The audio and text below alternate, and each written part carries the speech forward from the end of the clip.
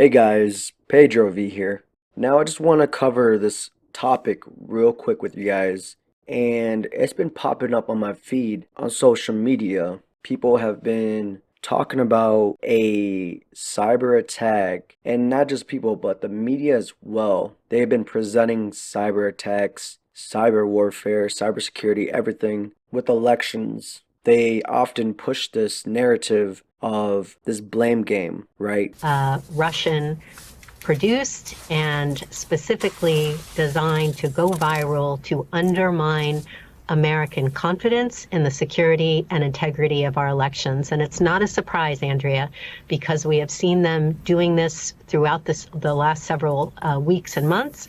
We expect this to go on in the coming days up to Election Day and likely in the weeks and months afterwards. This is all about spewing disinformation designed to undermine trust in our elections and to sow partisan discord. And we cannot allow our foreign adversaries to have a vote in our democracy. China, Russia, whomever they wish to bring light to, right? I've even presented a lot of the programming that they've shown over the years, especially this famous clip where Trump says he has full faith in the intelligence agencies and the lights slowly dim off. And it's almost like showing this programming that the intelligence agencies are to blame, because he goes off to say, oh, that must be the intelligence agencies. And then the light comes back on, okay? Let me begin by saying that, once again, the full faith and support for America's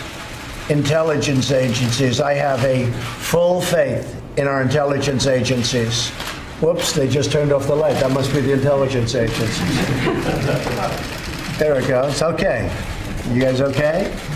Good. That was strange, but that's okay. Whoops, they just turned off the light. That must be the intelligence agencies.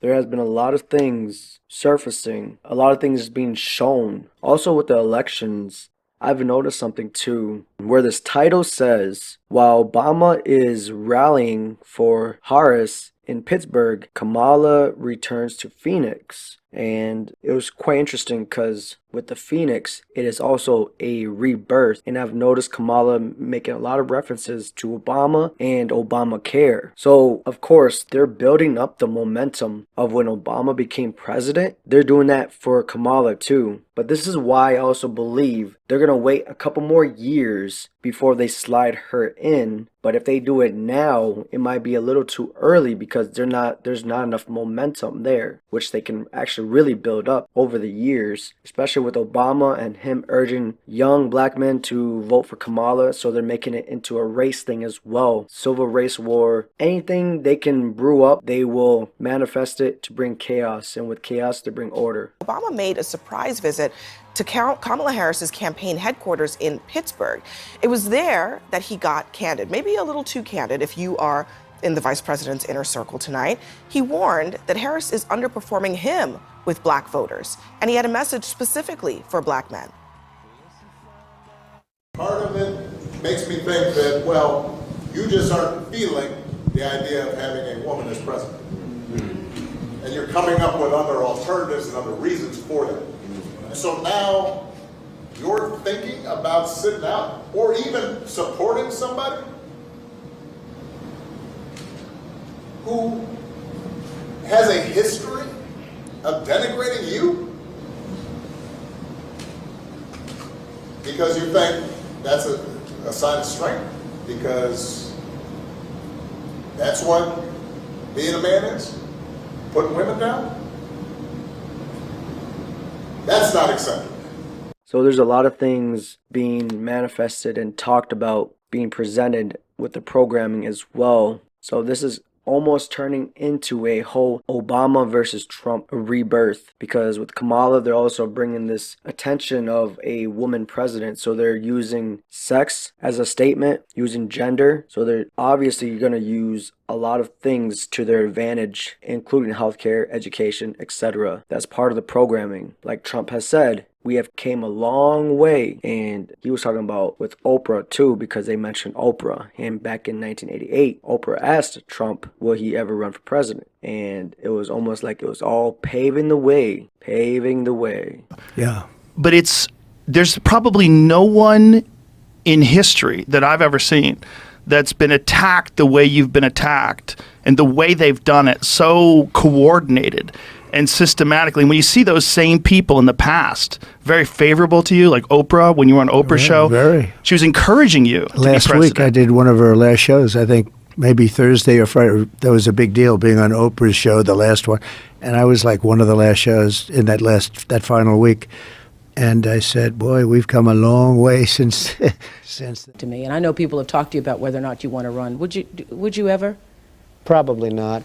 But I do get tired of seeing the country ripped up. Anyways, I wanted to quickly talk about a few things on this subject while it's still fresh and in the air, because it is better to acknowledge and be aware than to be blind and not say anything at all. There were also talks about Biden signing into law that the National Guard or the military can use legal force on citizens.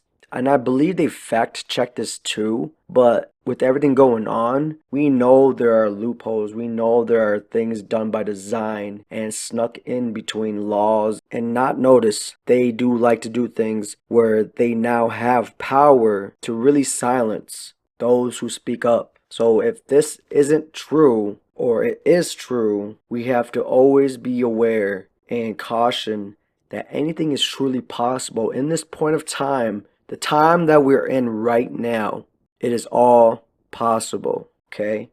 It all matters if you tend to do the right thing now that you know that it can happen or it is happening. Yeah, we do not need a computer science degree to make a strong contribution in cybersecurity. The skills-based approach to hiring really is based on what an individual knows. What are the skills they have? How can they apply that to the mission? It's the right way to go. You talked about your background, CIA, NSA, some of the top national security agencies that really deal with the most compelling challenges of our time. Their pitch, as I've heard it to potential recruits, has always been something of like a wink and a whisper. You know, if you join us, you'll get to be part of the mission. You'll get to do things that you may not have thought were legal, but it's really cool. It is you choosing a side, good or evil. And I guess this is all paving the way into a good versus evil, because a lot of times it really is the spiritual warfare. So with that all being said, have faith, remain vigilant, and God bless you all.